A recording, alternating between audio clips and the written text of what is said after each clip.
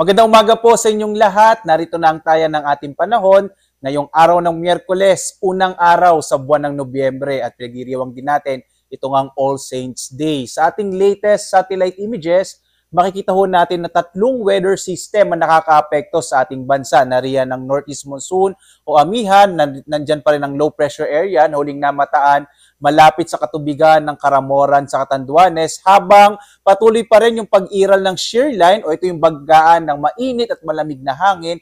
At inaasahan nga natin na itong shear line kasama yung low pressure area ay maaaring magdala pa rin ng mga pag-ulan, partikular na nga dito sa ilang bahagi ho ng Calabarzon, kasama yung Isabela, Aurora at maging dito sa Kamaynilaan, posible ring makaranas ng maulap na kalangitan at mga pag-ulan dulot nga nitong shear line. Inaasahan din natin na itong low pressure area na ating minomonitor sa nakalipas na mga araw, posibleng malusaw na ho ngayong araw ng Miyerkules. Samantala, may hinang mga pag-ulan na dulot ng Northeast Monsoon o amihan. Narito ho dito sa may bahagi ng Northern Luzon, maaring magkaroon ho tayo ng mga isolated at mga pulupulong mga mahihinang pag-ulan dulot ng Northeast Monsoon.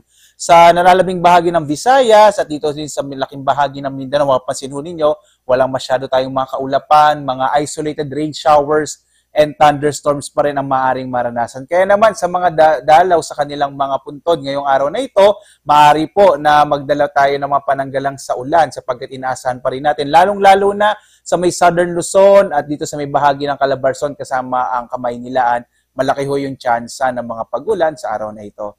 Tingnan natin dito sa May Luzon, inaasahan pa rin nga po natin ang mga pag-ulan, partikular na dito sa Calabarzon, kasama yung Aurora, Isabela, kasama din yung Bulacan at yung bahagi ng Kamaynilaan, dulot ng shear line, ay inaasahan natin magiging maulap yung kalangitan sa araw na ito, habang posible pa rin yung mga pag-ulan ho na mga mula mahina hanggang sa katamtaman. Samantala naman, sa pag-iral ng Northeast Monsoon, inaasahan pa rin natin yung mga pag-ulan sa may bahagi ng Cordillera at gayon din sa nalabing bahagi ng Cagayan Valley. Mga isolated light rains naman na dulot din na amihan ng mararanasan sa Ilocos Region at sa nalabing bahagi ho ng Central Luzon. Mapapansin ho natin kapag amihan ang nakakapekto sa isang partikular na lugar ay malit yung tsansa ng mga thunderstorms kasi tinatawag natin mga maninipis yung kaulapan na dala ho ng amihan, kaya kadalasan mga light rains yung dala nitong mga pag-ulan. Sa nalalabing bahagi ho ng Luzon, sa Mimaropa at Bicol Region, mga isolated rain showers and thunderstorms naman ang maaaring maranasan sa araw na ito, lalo na bandang hapon hanggang sa gabi. Agwat ang temperatura sa Lawag ay mula 23 to 34 degrees Celsius, sa Baguio 16 to 24, sa Kamaynilaan 25 to 31, habang sa Tuguegarao 23 to 31 degrees Celsius, sa Tagaytay mula 21 to 28, hanggang 30 degrees Celsius naman sa Legazpi, habang sa Puerto Princesa ay mula 26 to 31 degrees Celsius, sa Kalayaan Islands ay mula 25 to 30 degrees Celsius. Dumako ho tayo sa Visayas at Mindanao. Makikita ho natin dito sa Kabisayaan, inaasahan din natin yung mga isolated rain showers and thunderstorms. Kadalasan sa hapon hanggang sa gabi, tumatagal ho na isa hanggang mga 2 oras. Yung agwat ng temperatura natin sa Iloilo, 27 to 32. Sa Cebu ay 26 to 32, habang sa Tacloban, 26 to 32 degrees Celsius. Asahan din ho ng mga kababayan natin na posibleng medyo mainit ho sa umaga hanggang tanghali, kaya mainam ay may dala rin tayong mga payong. Samantala, sa bahagi naman ng Mindanao, mga thunderstorms din na maaaring magdala ng pag-ulan, partikular na sa hapon hanggang sa gabi, habang inaasahan pa rin natin na medyo mainit pagdating ng umaga hanggang tanghali. Sa Zamboanga nga ho, hanggang 26 to 33 degrees Celsius ang maaaring maranasan temperatura. Sa Davao naman ay 25 to 33, habang sa Cagayan de Oro, 25 to 31 degrees Celsius. Samantala, sa mga hahabol pa o magbibiyahe sa araw na ito, wala ho tayong nakataas na gale warning, kaya ligtas naman na pumalaot yung ating mga sasakyang pandagat. Kahit yung mga maliliit na mga bangka, maaari ho kayong pumalaot, papayagan pa rin naman kayo ng ating mga otoridad. Subalit sa may bahagi ho ng Northern Luzon, inaasahan natin sa pag-iral ng amihan, medyo magiging maalon yung karagatan, kaya ba yung pag-ingat pa rin ho ang inaasahan.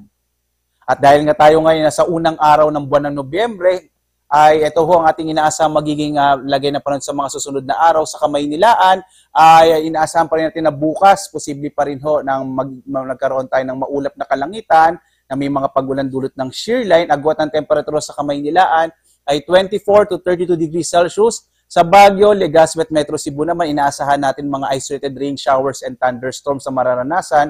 Yung agwat ng temperatura sa Baguio ay 16 to 25, Sa Legazpi naman ay mula 25 to 32 degrees Celsius. Sa Metro Cebu, 25 to 32 degrees Celsius. Habang sa Metro Davao, inaasahan ho natin bandang araw ng Sabado, mukhang mas malaki ho ang tsansa ng mga pag-ulan dahil posibleng makaapekto yung intertropical convergence zone na imo-monitor pa rin ho natin. Yung agwat ng temperatura sa Metro Davao ay mula 25 to 33 degrees Celsius.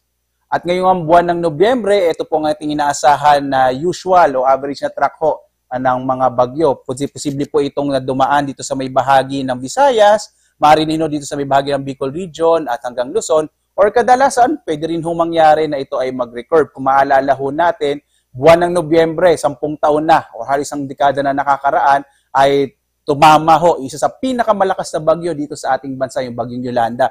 Narito ho yung usual niyang naging track ho niya dito sa may bahagi ng Visayas at lumabas ho sa may bahagi ng Palawan. Kaya sa mga kababayan natin sa Visayas, maging sa Mindanao ho, iba yung pag-iingat pa rin at lagi ho tayo mag-update sa Pag-asa, lalo na kung mayroon ho tayong bagyo at sa buwan na ito, isa o dalawang bagyo ang maaring pumasok o mabuo sa loob ng Philippine Area of Responsibility.